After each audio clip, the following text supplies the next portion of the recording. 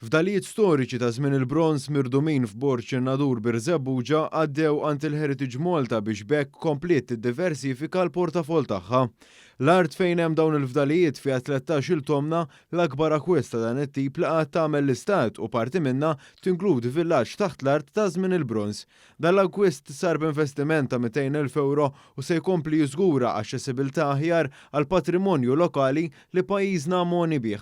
Is-sit jinsab bejn Wied Żemba u Wied Dalam u xtajta fin-nofsinhar tiegħu żona li dejjem kienet meqjusa bħala storikament importanti li l-fdalijiet li fiha huwa maħsub li morru sa żmien il-Feniċi jew ir-Rumani.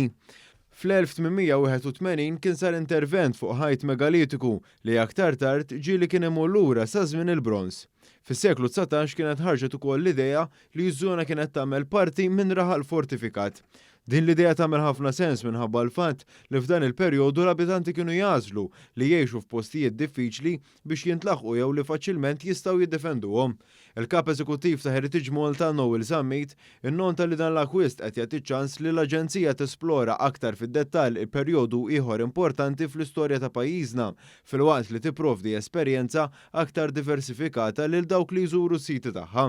Summit tkellem dwar kif il-kobor ta' dan is-sit jagħmilha possibbli li jiġu organizzati mal-40 attività differenti li jvarjaw minn xulxin bil-viżitaturi ikollhom affarijiet differenti x'jesperjenzaw f'kull żjara.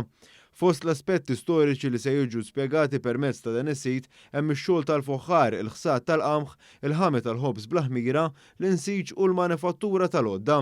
Summit spjega li parti mill-ħsieb tal-Aġenzija dwar il-proġett fis-sit se jinvolvi lil dawk li jżuru l-żona jgħinu fl-iskavar naturalment taħt supervizjoni.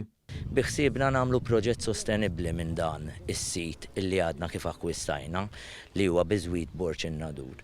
Proġett illi fih ninvolvu l-pubbliku u t-turist ukoll biex jiskava magħna biex taħt supervizjoni tagħna ikun jista' jinvolvi ruħu direttament fit-twettiq tal-proġett. Il-Ministru responsabbli mill-Wirt Nazzjonali Owen Bonnici qal li permezz ta' dan l-akkwist anke l-prodott turistiku se jkompli jolli l-livell tiegħu. Dan il-villaġġ ta' żmien il-bronz, Ardalam, ta' kaċċatura, hawnhekk hawn żona rikka immens li m'għandniex dubju li se tkompli tarrikkixxi l-istorja ta' pajjiżna u se tagħti prodott ħafna u ħafna aħjar lit-turisti kollha li jiġu jżuru din iż-żona.